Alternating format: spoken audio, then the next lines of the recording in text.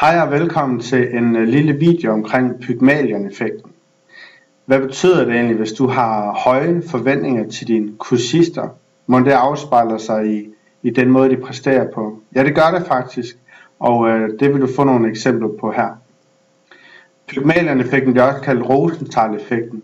Det var en professor, der i 60'erne eksperimenterede meget med, hvor meget det egentlig betød, hvis underviseren havde højere forventninger til både dyr og til mennesker. Det startede med, at han fandt nogle rotter, og først så gav han dem til et forskerhold.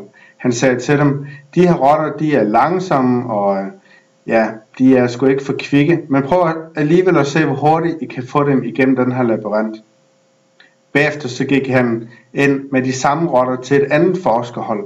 Her der sagde han til dem, de her rotter, det er de mest kvikke rotter, jeg nogensinde har set. De er lynhurtige. Og det der endte med, det var, at det hold, der havde fået at vide, at de havde de hurtigste rotter, de fik faktisk også en bedre tid. Det var dyr.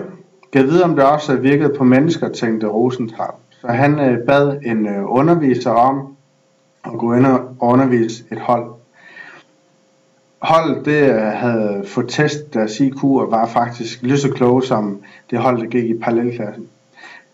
Det første hold, der fik lærerne at vide, at de her elever, de var ikke for hurtige, de var sløve, og dem kunne man nok ikke lære meget. Og han sagde til samme lærer, det hold ved siden af til gengæld, de elever, der går i parallelklassen, de er meget kvikke og meget hurtigere.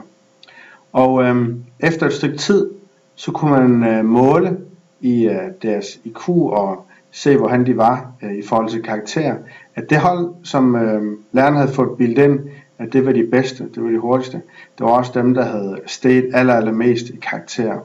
Og man måtte stoppe det her forsøg før en beregning på grund af etiske overvejelser. Så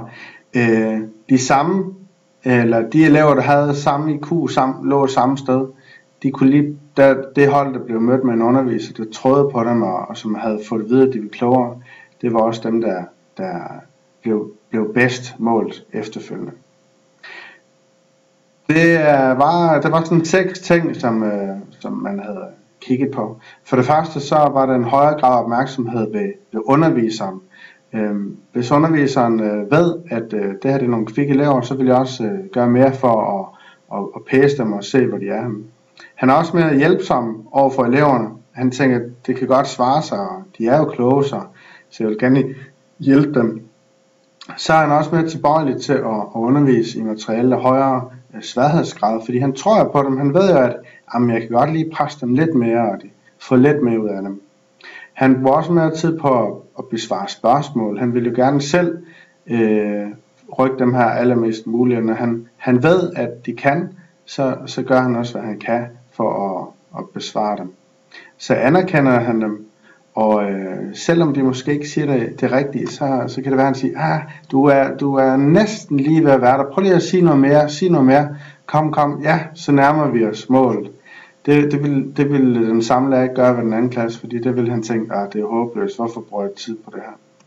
Og så er der også sådan, så der er en større grad af personlig tilbagemelding til eleverne, altså relationen mellem eleven og læreren bliver bedre, og læreren bruger også mere energi og bruger mere tid på den enkelte elev.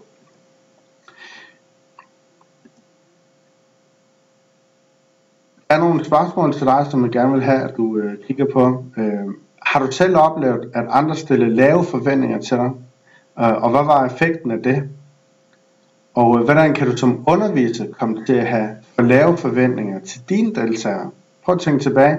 Har du selv været en af de her undervisere, der ikke havde de høje forventninger om dine deltagere? Hvilken effekt havde det?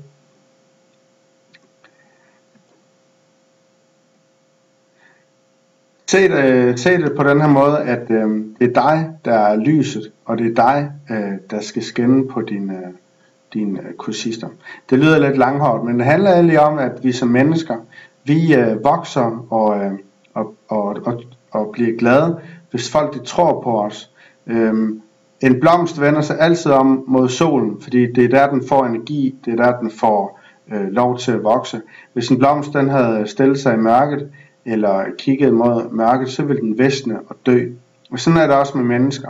Så hvis det er, at du viser og har de bedste intentioner om dine kursister, så vil de også kunne se det og mærke det, og de vil vokse og blive klogere, og de vil selv gøre en enorm stor indsats for at leve op til faktisk, hvad du forventer af dem. Så se dig som den her sol, det her lys, som dine kursister de skal bades i, og jo mere lys du giver dem, jo mere vokser det.